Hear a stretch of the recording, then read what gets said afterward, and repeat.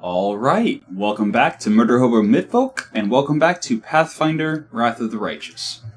So, we left off, we were found dead outside, or almost dead outside of town, brought to a party to be healed for some reason, fell down a hole, met some random people, and now we're about to go and talk to Lan and, Windowg's people and town elder or whatever, about the random MacGuffin that fused with our body during the tutorial dungeon. So, yeah, that's a thing. And here... Oh, it's paused. Here we go. Okay. I guess the tutorial dungeon is not done with.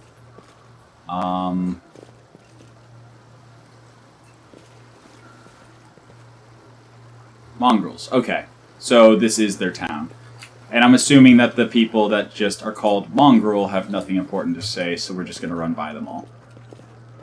Okay, now a cutscene starts. And is this the point where we lose Lan and what's-her-name as party members? We will soon find out.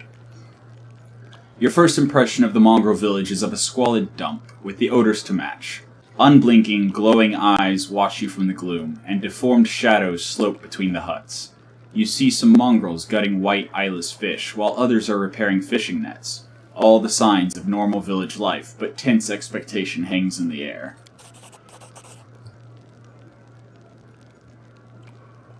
Okay, yeah, so the initial part of the tutorial dungeon was voice acted, but it seems like the voice acting has stopped. So I guess I'm doing the voices then. A heavy-set aged mongrel slowly shuffles his way toward you.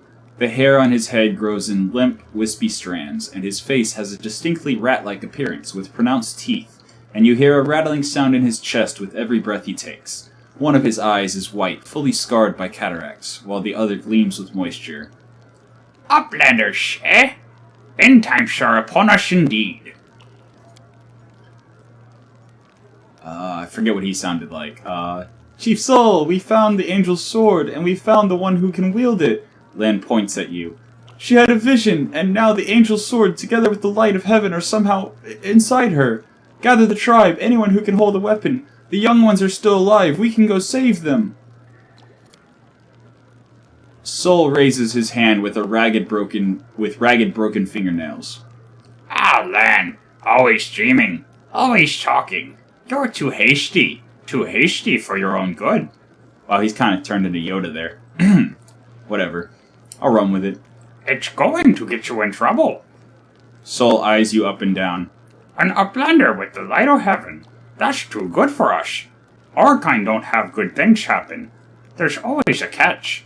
Lan trusts people because he likes to believe. Isn't that right, Lan? I'm the chief. I don't work on faith. Show me the light. Windowg stares at you intently, like a cat watching a bird, and shakes her head in warning.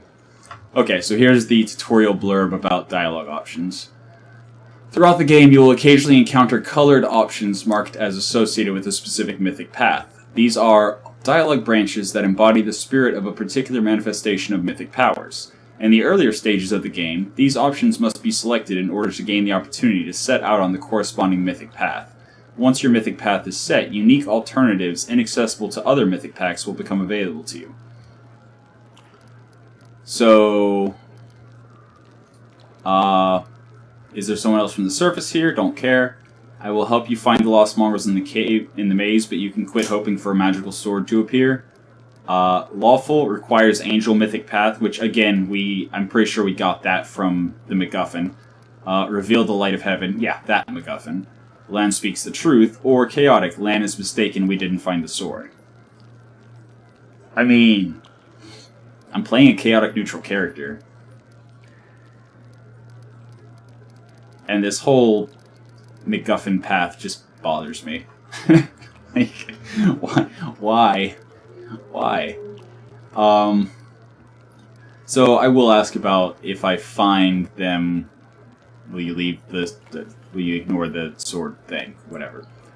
So I will help you find the lost mongrels in the maze, but you can quit hoping for a magical sword to appear. Windowg lets out a satisfied laugh.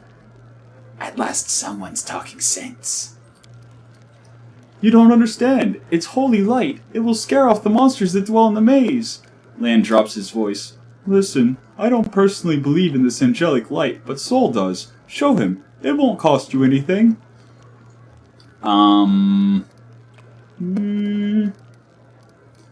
think I'm just gonna go with the chaotic choice because we're chaotic. So Lan is mistaken. Lan whips around to you to look at you, stunned. He clenches his fists for a moment, as if planning to shake the truth out of you, but he quickly gets a handle on himself.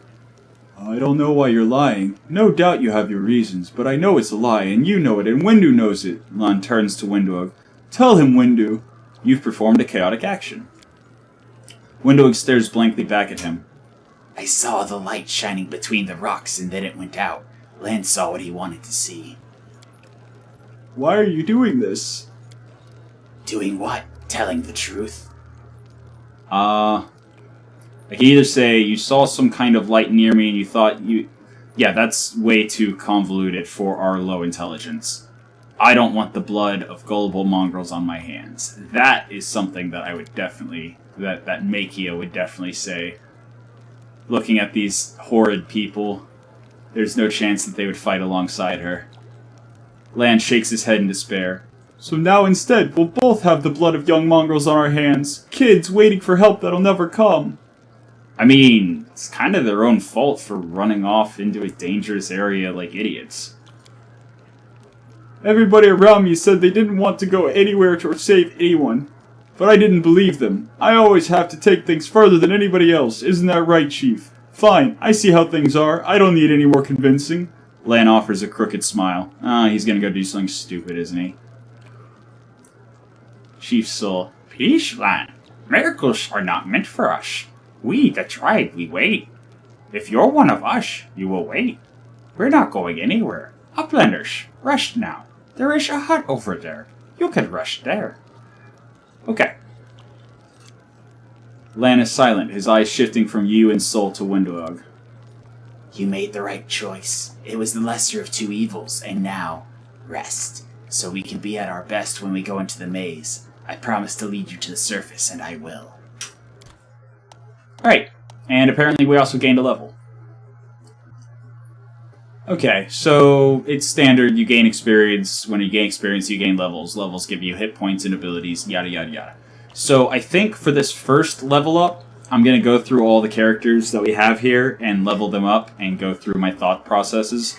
And then in the future, whenever I level up, I will do it all off camera and just run you through what I did.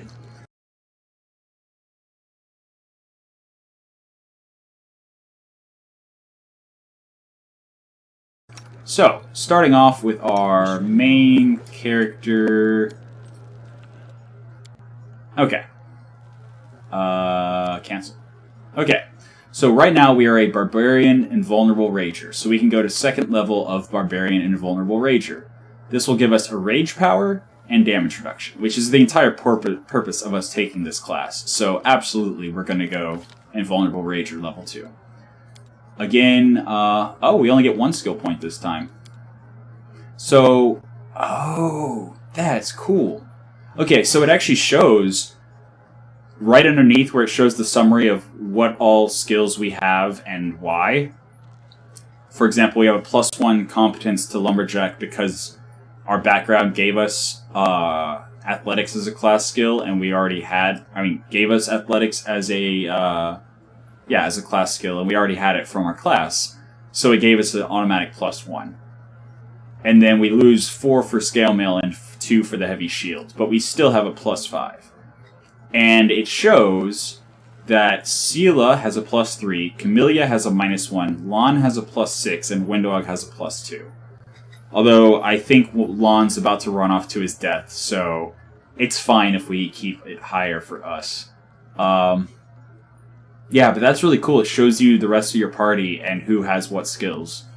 So that's going to actually make leveling up the party much easier than in other CRPGs where you have to kind of keep in mind who does what.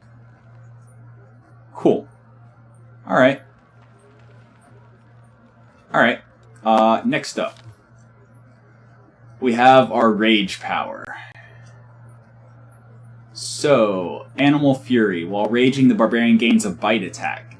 If used as part of a full attack, the bite attack is made at the barbarian's full base attack bonus. Wait a second.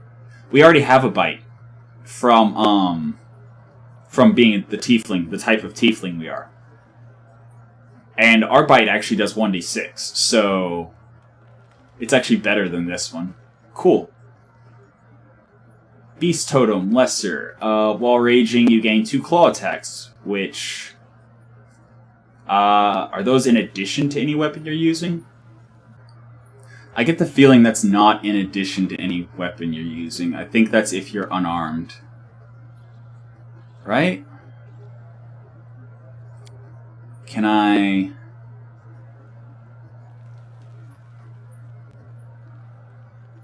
Okay.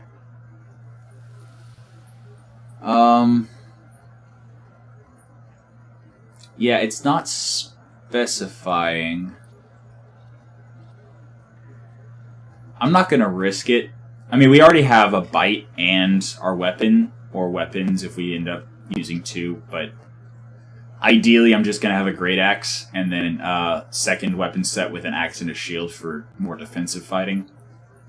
So I'm not really interested in having the claw attacks. While raging, whenever Barbarian is subject to a spell or a non-spell healing effect that cures hit point damage, she heals 1 additional point of damage per character level. That's... I mean... While raging. So the heal... if it also applied out of combat, that would be actually pretty cool. Just guaranteed, 1 hit point per level of extra healing. But the fact that you have to be raging while healing... that's less useful. Gains +2 bonus on saving throws against acid damage, death effects, disease, and poison. I don't know how prevalent any of that's going to be. While raging, the barbarian grows a pair of large horns, gaining a gore attack.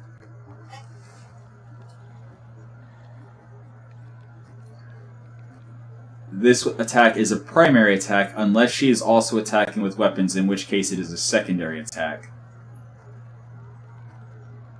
Does that mean we can attack with our axe, a bite, and our horns? And is it still just -5 if it's a secondary attack?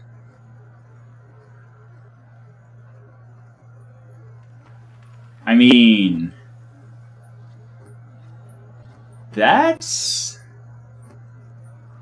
Plus we already have horns, so it thematically makes sense.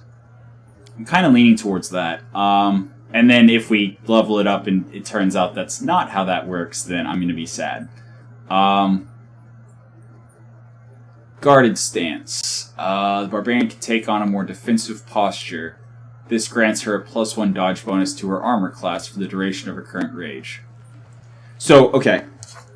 I'm assuming this is like standard Pathfinder rules, where dodge bonuses stack. It's like the only exception to the bonuses of the same name do not stack rule. So, +1 dodge bonus per every 4 levels of barbarian.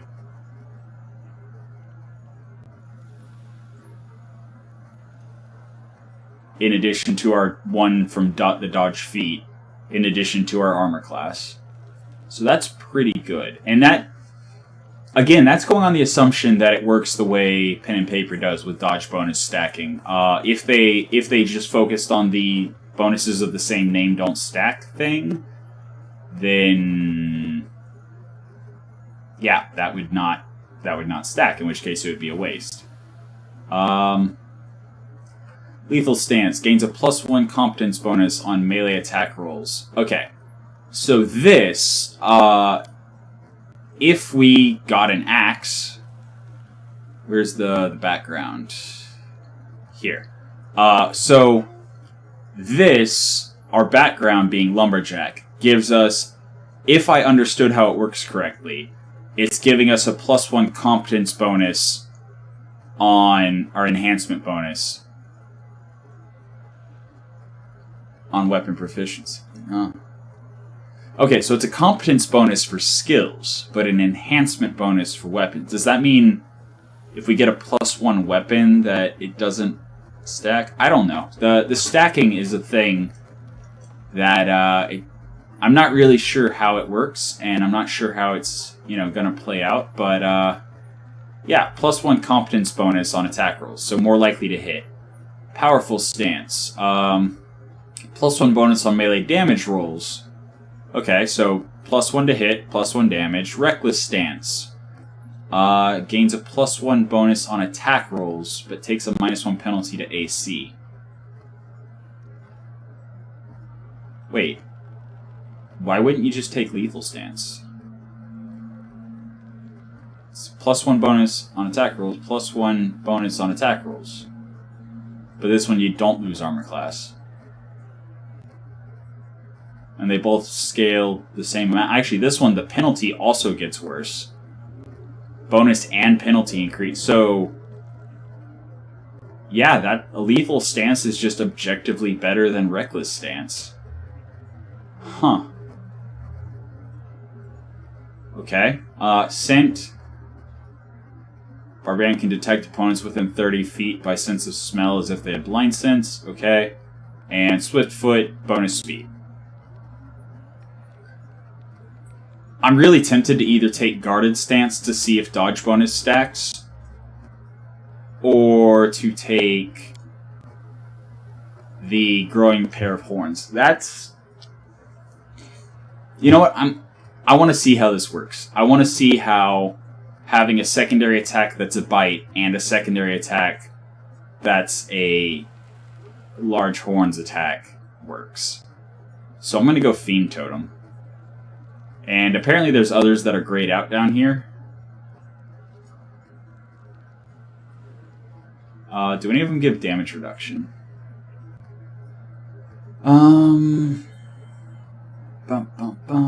Damage reduction, damage reduction, damage reduction, damage reduction.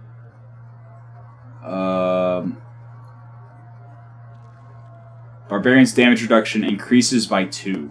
Nice. Except requires Barbarian level 8. Current level 2. And again, we're going to multi-class away if our resistances don't stack. Or are we? Okay. Now that I know that's a thing, can I look at...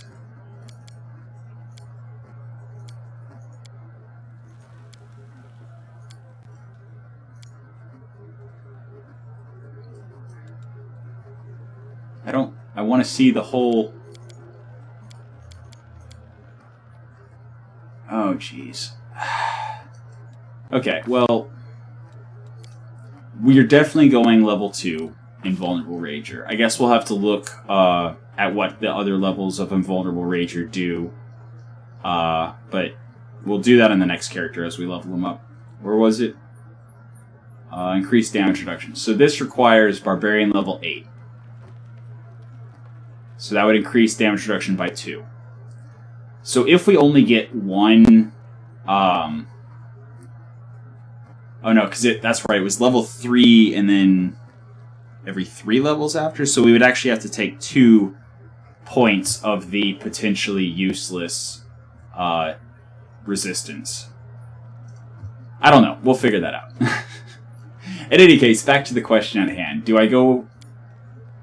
I think I'm going to go with the gore and see if we in fact do also get a gore attack. Because if we get a bite and a gore with whatever weapon we're using, that's going to be awesome.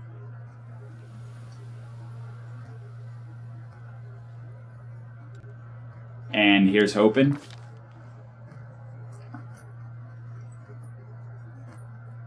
Okay.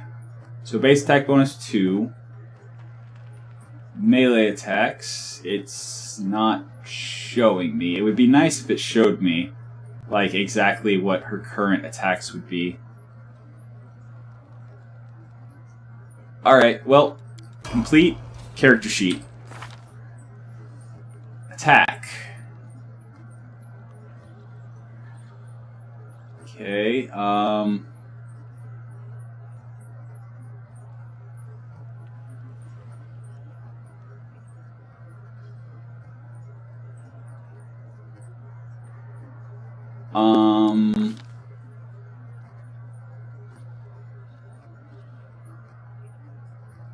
so yeah, that's showing. Okay, it's showing the weapon attack and the bite. It is not showing gore. Okay, what if I take off the weapon? Does it then show... No, it just shows the bite. Oh, it's only while raging! Okay. So I am totally going to, really quickly... I stand ready. I can't rage outside of combat? Really? Can I just start combat?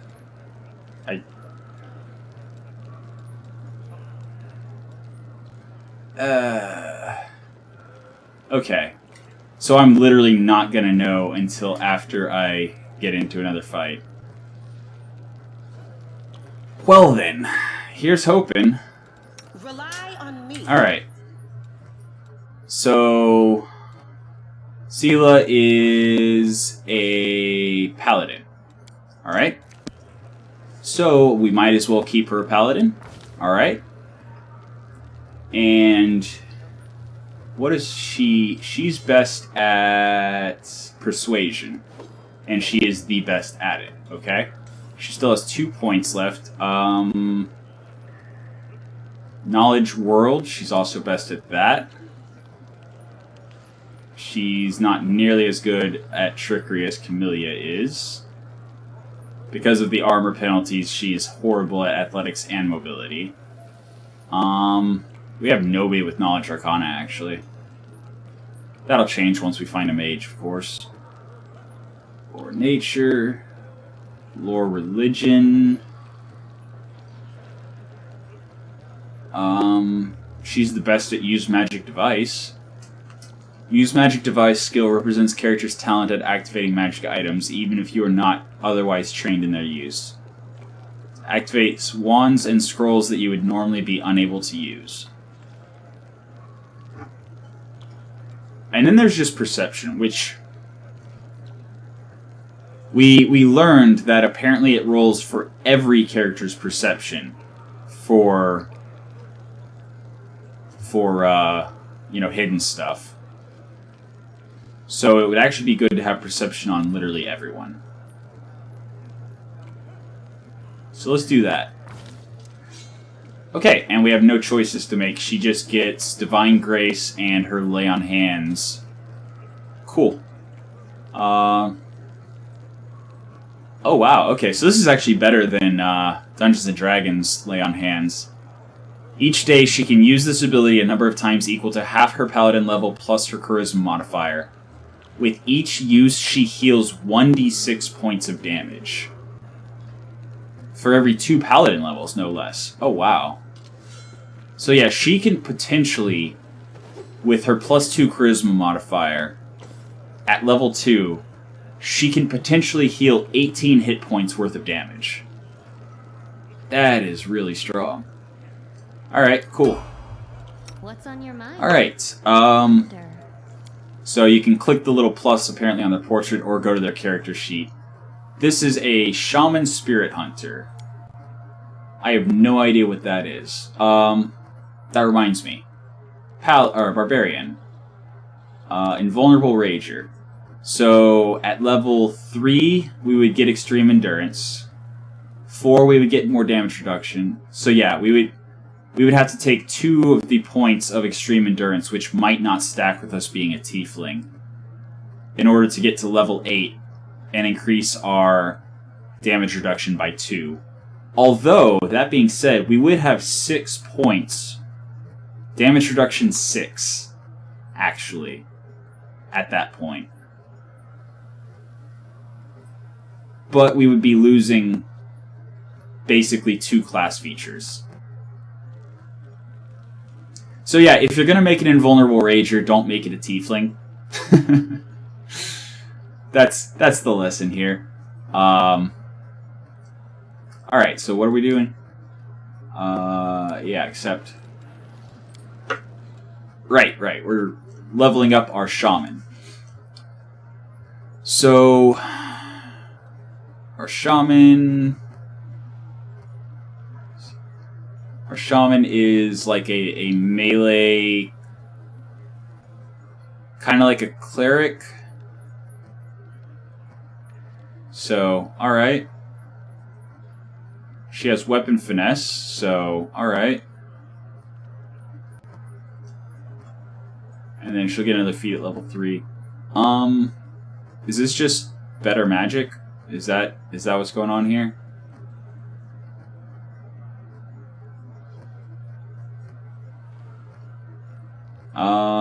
As a swift action, grants a +1 enhancement bonus for 1 minute to any weapon she is holding. For every 4 levels beyond first, the weapon gains another +1 enhancement bonus. So why is it here at level 1, and then also here at level 3?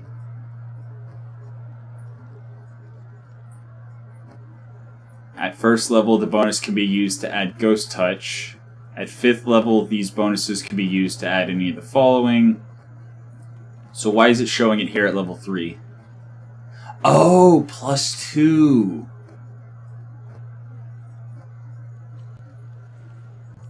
Wait. For every 4 levels beyond first, the weapon gains another +1 enhancement bonus.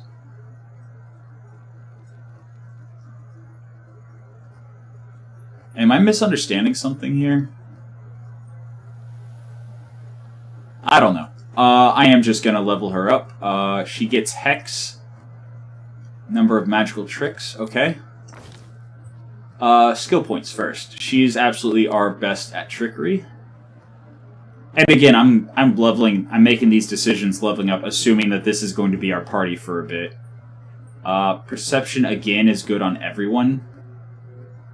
I mean, is there anything else that she's, like, the best at?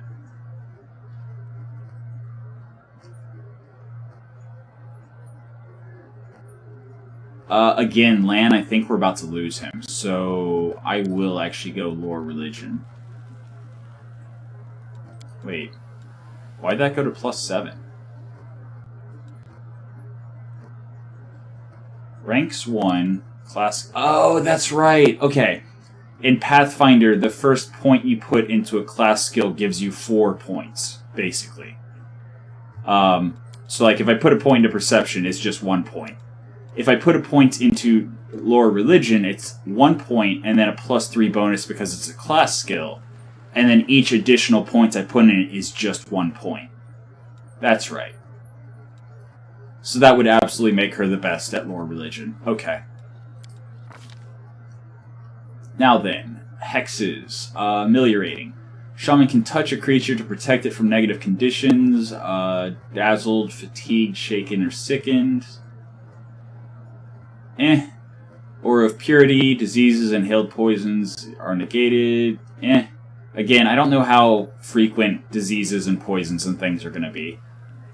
Battlemaster. Shaman makes an extra attack of opportunity each round. The thing is, attacks of opportunity only happen if given the opportunity. Battle Ward. The Shaman touches a willing creature and grants a Battle Ward. The next time a foe makes an attack roll against the target, the ward activates and grants a +3 deflection bonus to the ward creature's AC. Each subsequent time she's attacked, the deflection... It should be deflection. Bonus reduces by 1. +2 for the second time, and +1 for the third. But it's only each time she's attacked. So it's a +3 bonus, then a +2 bonus, then a +1 bonus. So for 3 rounds, you get a bonus to AC. The ward fades when the bonus is reduced to 0 or after 24 hours, whichever comes first. I mean, it's not bad. But it would be very much... Wait, also, how many times can she do that? It doesn't say... It doesn't say how many times she... Can she do that between every fight? Could she actually do that to everyone in the party before every single fight? And just start every battle with +3 AC for everyone?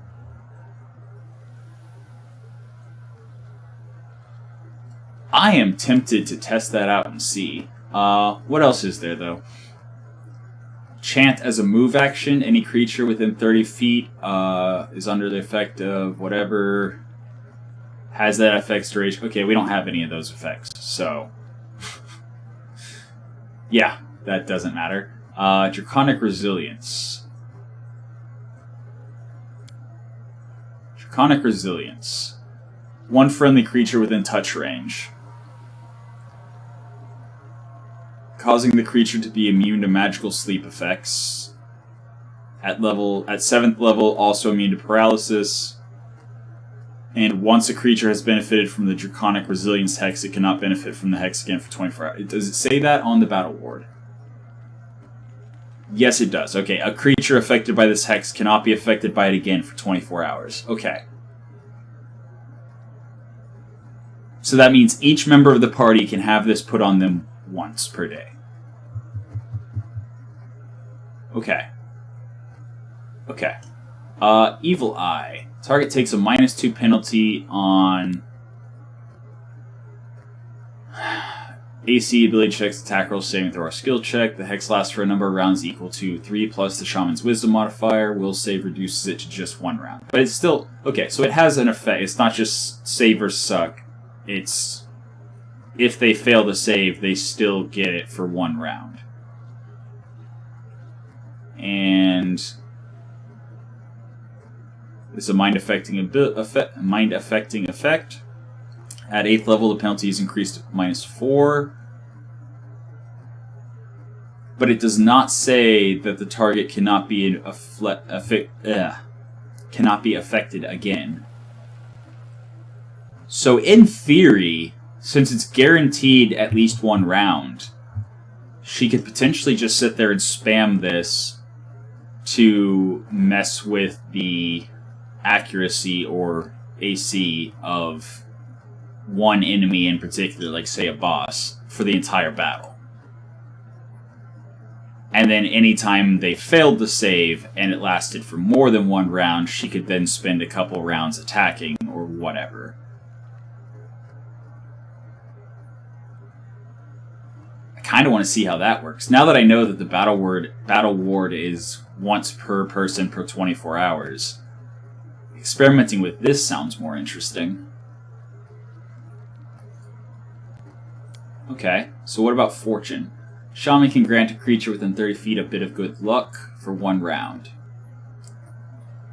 Can reroll any roll, taking the better result. Okay. Fury. Shaman incites a creature within... So, Baby Rage. +2 morale bonus on attack rolls and +2 resistance on saving throws. But once again, once a creature is benefited, cannot benefit from it again for 24 hours.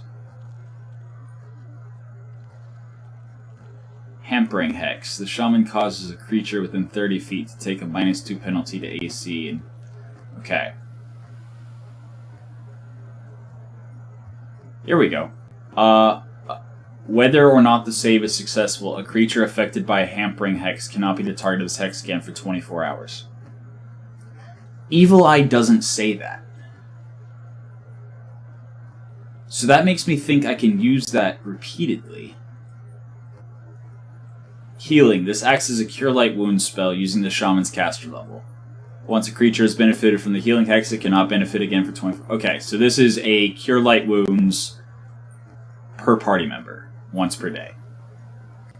I mean, it's not weak, it's not terrible, but healing potions are apparently very commonplace, and this is essentially just 1 healing potion per party member per day. I mean, don't get me wrong, it's useful, it's just not as useful since healing potions are literally everywhere, as far as I can tell. This hex grants the shaman a +2 natural armor bonus. What, just permanently? Huh.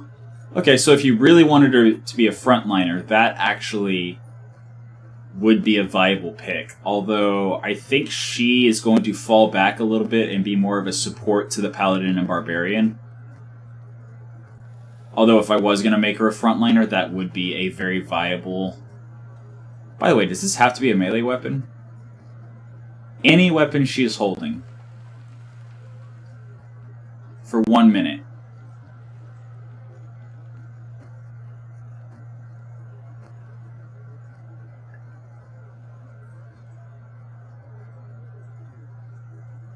Huh, okay. Alright. So I might turn her into an archer. Intimidating display. The shaman call upon something. Dazzling display is a bonus feat. Misfortune. For 1 round, anytime the creature makes anything, it must roll twice and take the worst result. So in D&D 5th edition, that's disadvantage. So it basically gives disadvantage on everything for 1 round. Okay. And again, creature cannot be targeted by this hex for another day. So once per enemy. Which, I mean, that's still once per enemy. For 1 round, they're useless, basically. I believe the math of it makes disadvantage come out to be like -4, -5 on average, just based on statistics. But of course, if the person rolls 2 20s or 2 1s, then it did nothing. Or really 2 of the same dice, any number. If they roll 2 of the same dice, it did nothing. Whereas an evil eye is always -2, regardless. Nails. The shaman's nails are long. Okay, so again, this comes back to if her hands count as natural weapons, is that in addition to her her weapon attack, or is that one or the other? Does that just make her unarmed strike into a weapon attack? Protective luck. For 1 round.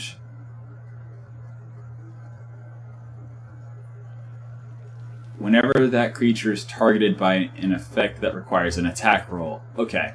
So, for 1 turn, for 1 round, a certain ally, anyone attacking them has to roll with disadvantage. Okay. Secret is just a metamagic spell. Okay. Slumber. Actually, how does maximize and things work? All variable numeric effects of a spell modified by this feat are maximized. Saving throws and opposed rolls are not affected.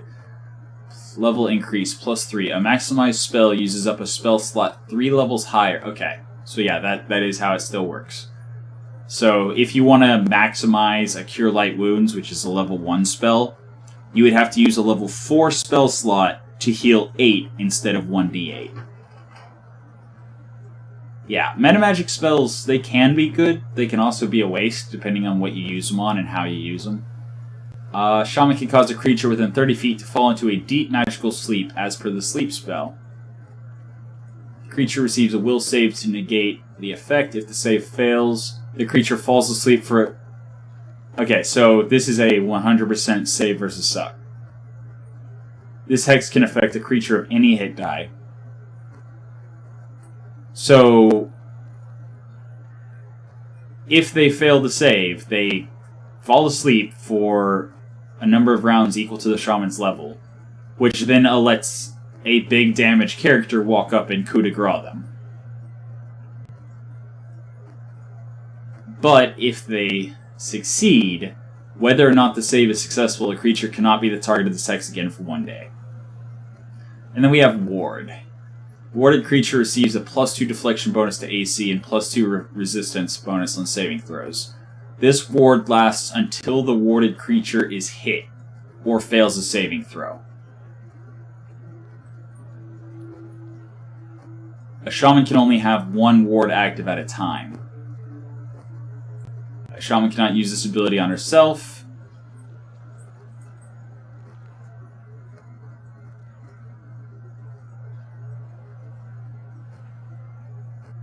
Now this does not say that the target can only be affected every 24 hours.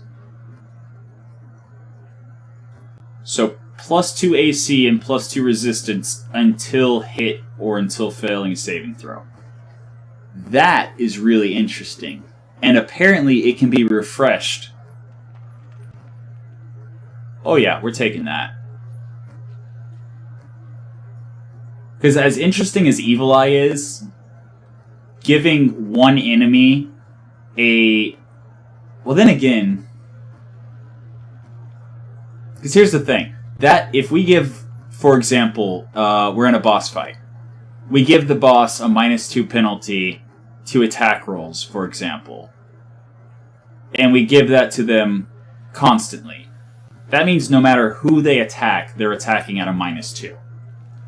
Whereas if we put this on one person, then if he attacks anyone else, he's not at a -2. So this would be better if you have one frontliner that you know everyone's going to be attacking. Whereas I think Evil Eye is actually better, because it wouldn't be if it was if they had the chance to save and not be affected by it, but the fact that the will save reduces it to 1 round means that we can just constantly apply this, if I'm understanding correctly. Because it doesn't say anything about a 24-hour cooldown. So we're going to try that, because that was the list of them. So we're going to go with this Evil Eye. So now, during a fight, she can just use that every time it wears off to keep somebody's either armor class or attacks at a -2.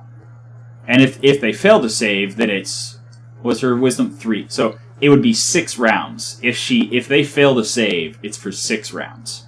If they succeed, it's for 1 round, and she can do it again the next round until they finally fail to save. That's interesting. I'm looking forward to messing with that. Len, I'm pretty sure we're gonna lose him soon. That exchange with the Elder and him being all put off because we didn't show off the little magical MacGuffin. He's probably gonna run off and die or do something stupid. So yeah, Zen Archer bonus feat, wave the bow.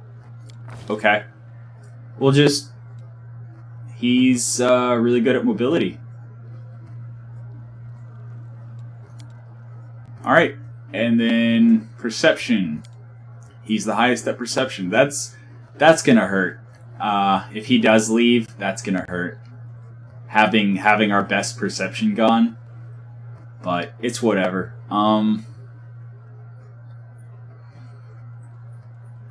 then what else?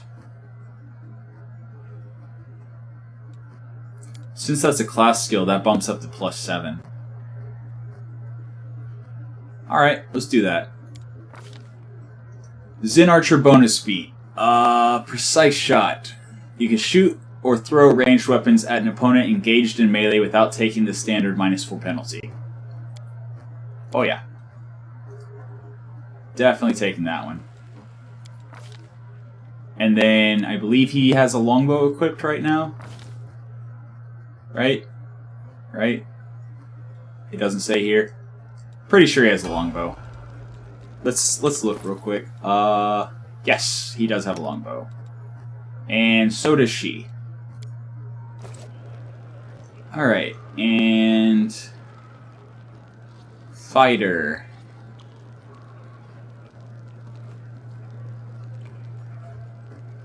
Okay, so she's a fighter, which I would have preferred to have not been an archer. But now she's already got 2 archery feats.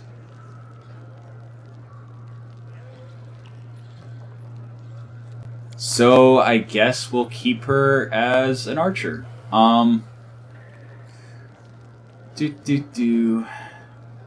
Camelia's got a +8 there.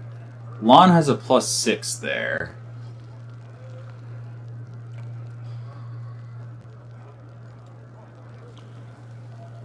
Wait, didn't I give Lore Nature to somebody else?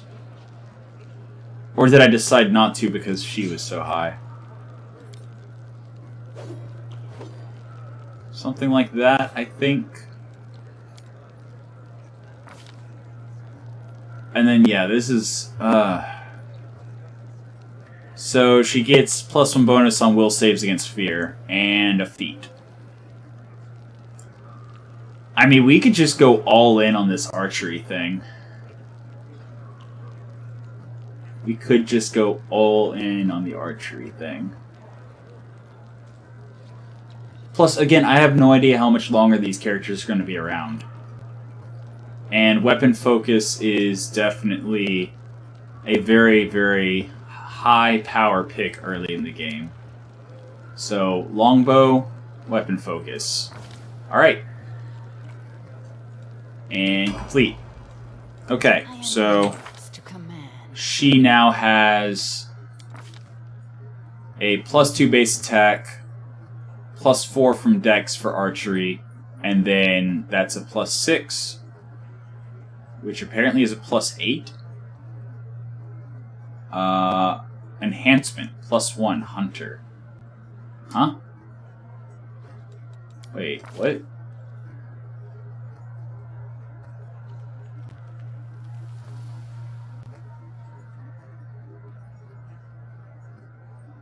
Ah, her background is a hunter. Okay.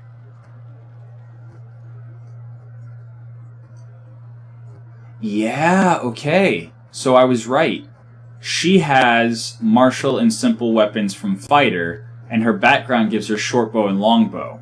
So whenever we go to her martial, she has a +8 because +2 base attack, +4 from her dex. Oh wait, no. Yeah, +4 from her dex brings it to +6. And then she has the weapon focus longbow and enhancement +1 hunter. Okay, which means we really need to get an axe to our girl, Makia.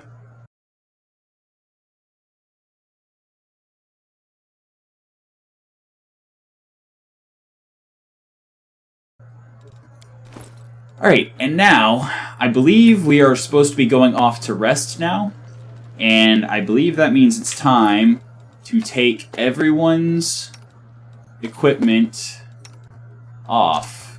Well, no. These people are most certainly going to stick around because they're going to the surface with us. Absolutely. Like, without a doubt. Although she doesn't need a bow. I don't think she needs a bow. Unless... I wonder if you can... Like, I wonder if changing weapons is a move action. Like, if she starts with her bow out and shoots, can she then change to her sword and shield? That's interesting. I should experiment with that a little bit. But yeah, these two... Something's gonna happen. I have no idea what, but we're in their little homeland. He's being all squirrely. She did say she's gonna lead us out, but if he squirrels off, she might squirrel off after him. Yeah, better to be safe than sorry. We're just gonna hold on to your weapons for a moment. Oh, who's this? Orgus Worm. Okay, I need a voice for him. Let me try something like... Finally! Someone from the surface! I was beginning to lose hope! An elderly man in expensive but not ostentatious clothes approaches you. His face is peppered with several healed cuts and bruises and twisted in an expression of extreme discontent. Allow me to introduce myself. My name is Horgus Gwyrm. Yes, that Gwyrm. You no doubt have heard of me if you've spent any time at all in the city. I have a business proposition for you. Unfortunately for you, I do not know anything about the city. Your name tells me nothing. You truly are freshly arrived in the city, then. You couldn't have picked a worse time. That's for certain. Only just arrived and the city's been razed to rubble. You should know that you are looking at one of the richest and most distinguished men in Canabras. I may not be as well known as certain swaggering loudmouths who spend their lives traipsing from one ball to the next, but the Gwurm Trading Company is one of the pillars of the city, I'll have you know. Did you see the marquees in the square? I paid for those. Tried any festival delicacies? You have Horgus Gwurm to thank for that. I don't care. What kind of business proposition? I don't know what is happening on the surface right now, but I'm determined to find out. You have no intention of seeing out the rest of your days in this village, I suspect. We must find a route back to the surface, to the city, if there's anything left of it. You seem to be a remarkably strong warrior, just what we need to get through these caves and past the bloodthirsty beasts that inhabit them. Oh my god. Seriously, dude? Get to the point. You are strong, it will be no trouble to you, but I, alas, am not as fit as I once was. I can't go crawling about through caves playing at scouts. My proposition is simple. Lead me back to the city and I shall pay you 1,000 gold coins. I have no idea if that's actually a large amount or a small amount.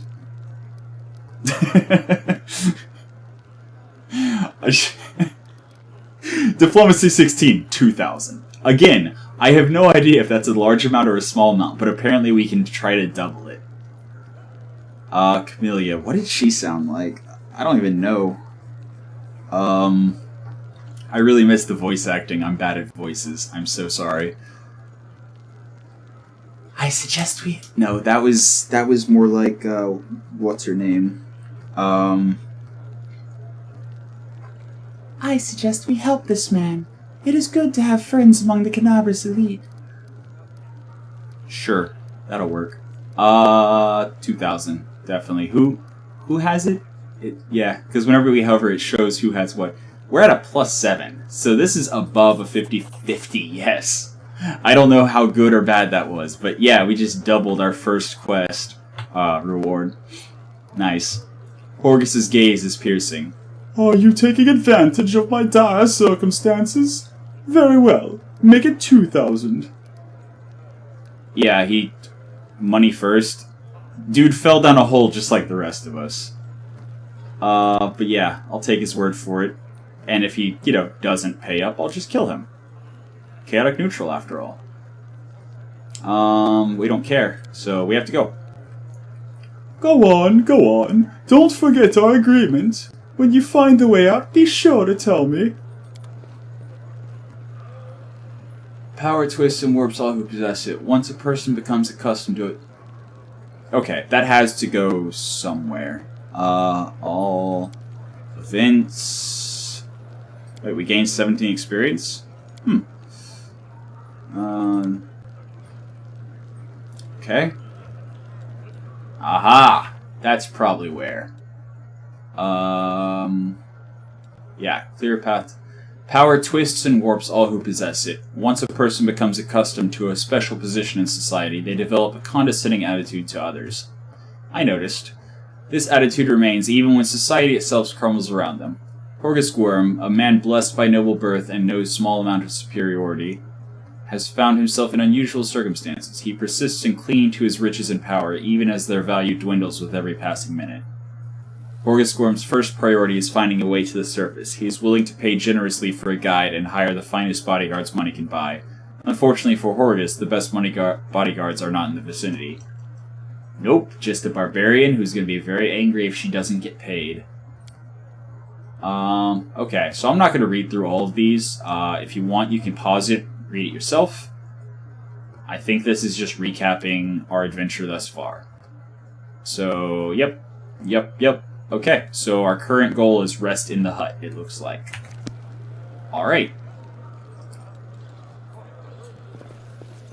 Okay. Wait, where did we come in from? Here? Yeah, we came in from here. And then we went up there. That reminds me, actually. You're not playing an RPG right if you're not trying to see what you can steal without, getting in trouble. So, do they object? Nope, doesn't look like it. Alrighty then. So now we're gonna rob these poor people completely blind. Again, chaotic neutral. Totally allowed. Because the key thing about most chaotic neutral characters is that they look out for themselves above all else.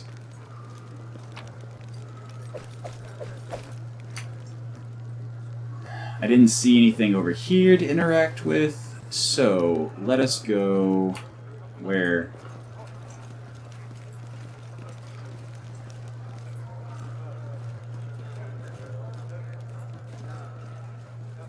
What's down here? More stuff to steal. Fish.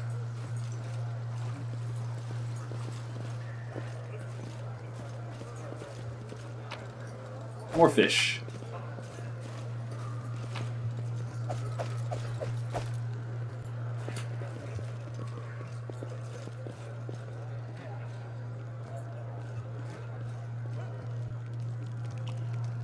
Okay, that's where we came from with the chief.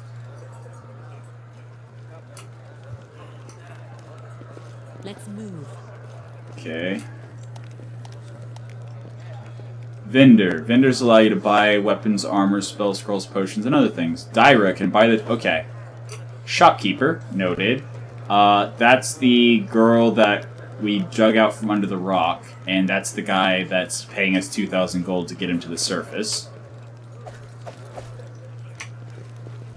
Yeah, true Murder-hobo tradition.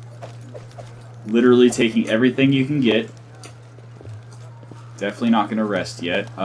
Rest. As time passes, your characters become tired and act less effectively.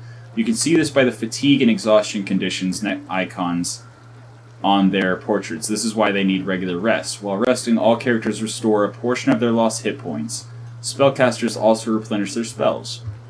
Rest also helps you get rid of some of the negative conditions.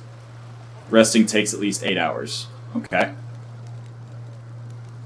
So yeah, that's the camp button. So that lets us recover our spells and heal and get rid of this. Cool. Noted. Careful not to click the hut. We're not ready to sleep yet.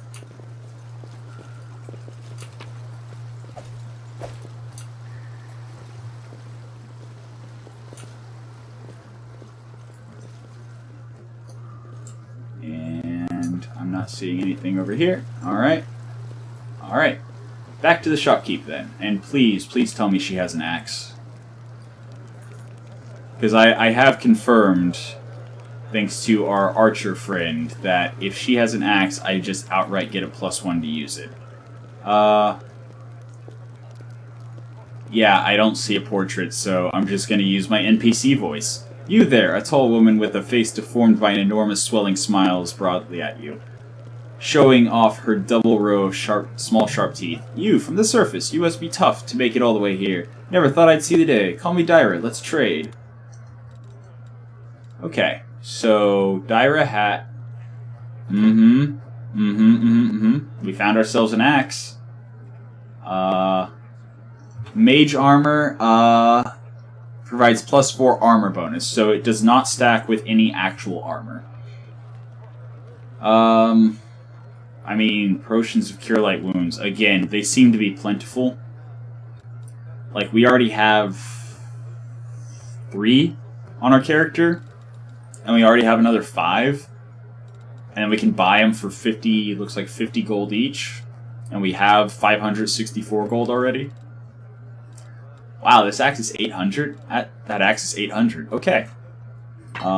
So, clicking sends the stuff over.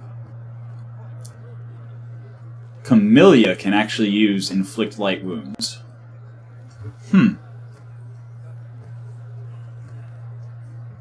I mean...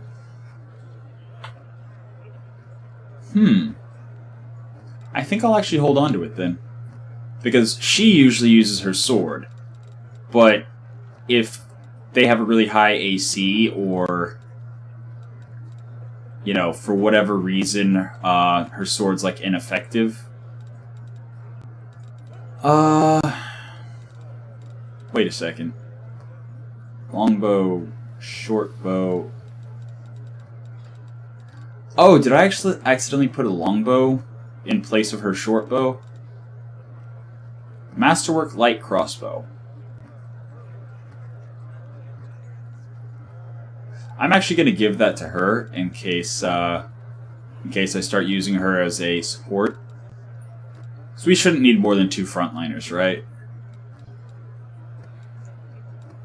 Okay, an item of interest to any craftsman or collector. Alright, so I think that means it's stuff to just sell.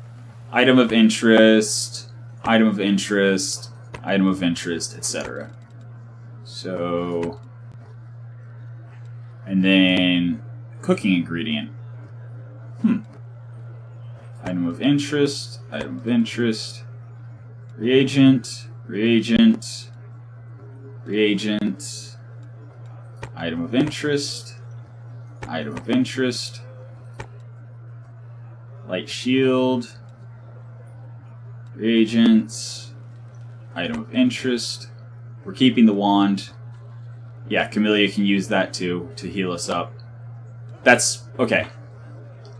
Yeah, there. Charges. 15. So that's 15 Cure Light potions, basically. So we're definitely holding on to that.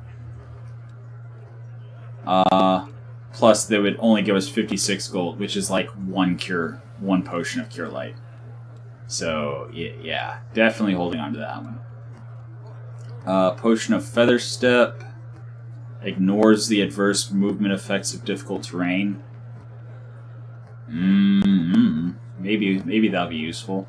Potions of Cat's Grace. Once we actually have a party member that's like, you know, a ranged character or whatever that we know we're keeping around for a while, then we'll trust them with that. But 4 pearls. Item of interest. Okay, so if you double click, it actually lets you sell more than one. An item of interest. Yeah, double click, you can sell them all. Cool. It doesn't say anything. Cooking ingredient, reagent, light mace. No, I don't think I'm going to use a light mace. Braces of armor. We're going to hold on to those just in case we get a mage at some point. Oh boy. So apparently we still need to pay 733 for this axe.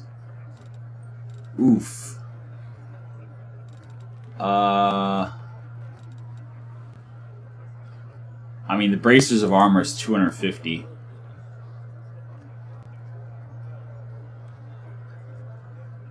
And it does not stack with mage armor. So you know what? Take it. I'm going to hold on to the flail in case we come across an enemy where slashing doesn't work. Masterwork dagger. If we have anyone who uses 2-weapon fighting, Masterwork dagger would be excellent for offhand.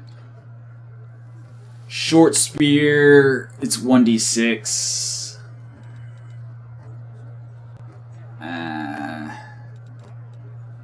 But we don't have any other piercing, do we?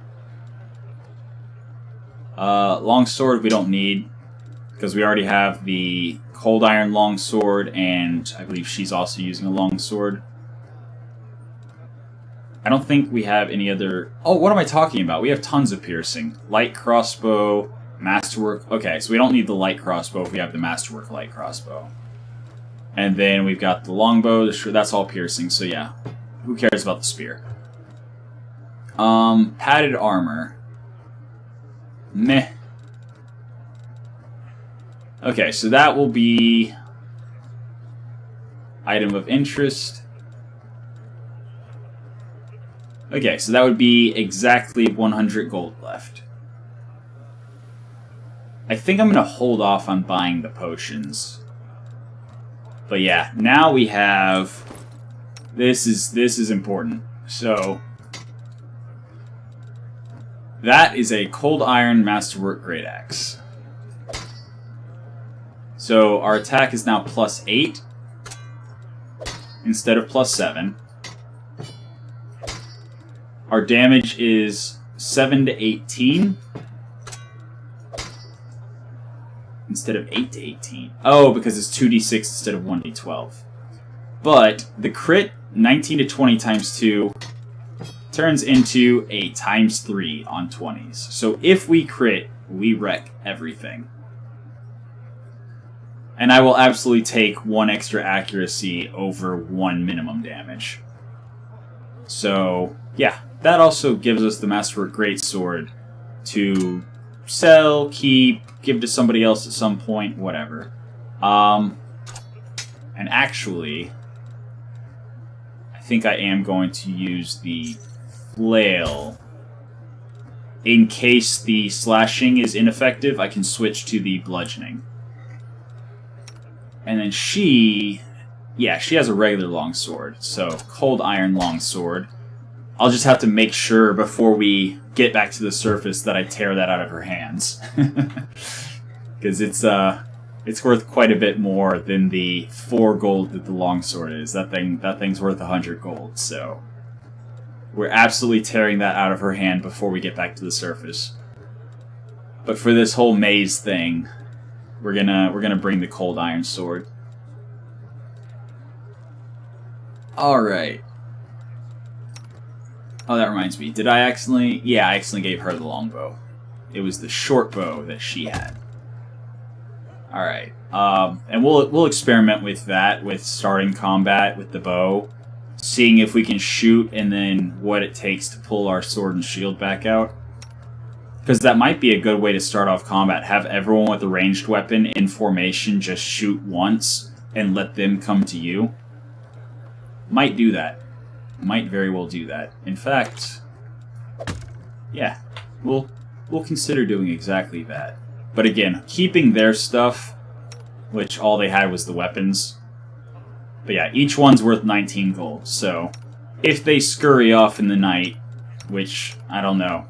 This guy, I'm worried about this guy. He's being very squirrely. She said she was going to lead us to the surface, so I'm pretty sure she's going to stick around. But he's probably going to do something stupid and get himself killed. And these two, we know they're going to stick with us until we get to the surface, so... yeah. That's the gist of it. Alright, so let us go rest. Where is that tent? There it is. Let us go rest. 9 hours passed.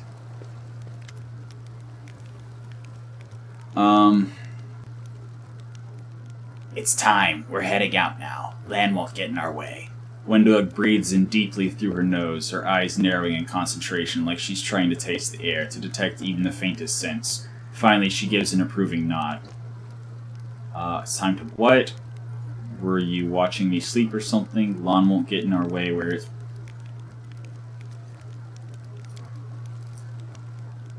Lon won't get in our way? Where is he?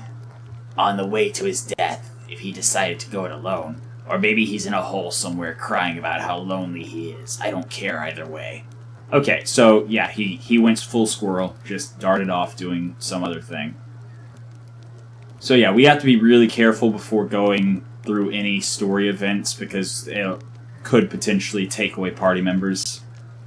Very annoying. I mean, it would be nice if they just, gave you a warning, like, or automatically unequipped them. But it's very rare when a game does that. Are we just going to leave Horgus and Anivia here? Well, I don't want him getting in my way. And she's injured, so yeah. Are you sure that the maze is the only way to the surface? That's a valid question. Windowegg hisses in irritation. Do I look like someone who doesn't know what she's talking about? Yes, I'm sure. There might be other ways, but not anywhere near here. I've never made it all the way through the maze, but every time I've smelled the change in the air. Anyone who can't has no business being in there. They're as good as dead.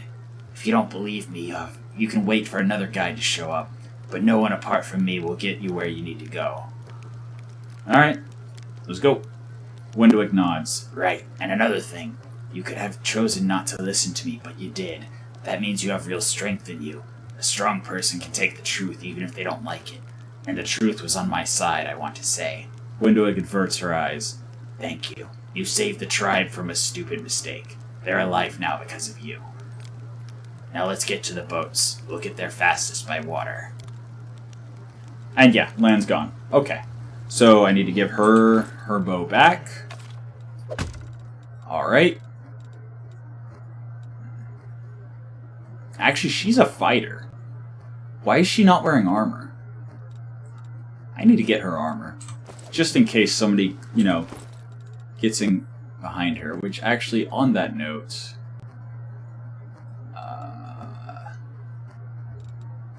yeah, let's give her a long sword.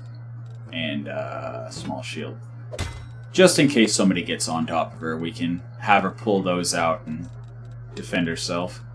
Hopefully we find some armor that's not padded. The reason I sold the padded so readily is because it's 1 AC.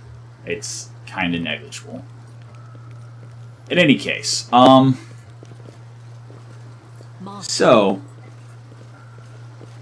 Adventures. I'm not gonna call that an episode because the majority of that was spent just leveling characters up and doing story stuff. Or maybe I'll make it 2 separate videos and just upload them on the same day.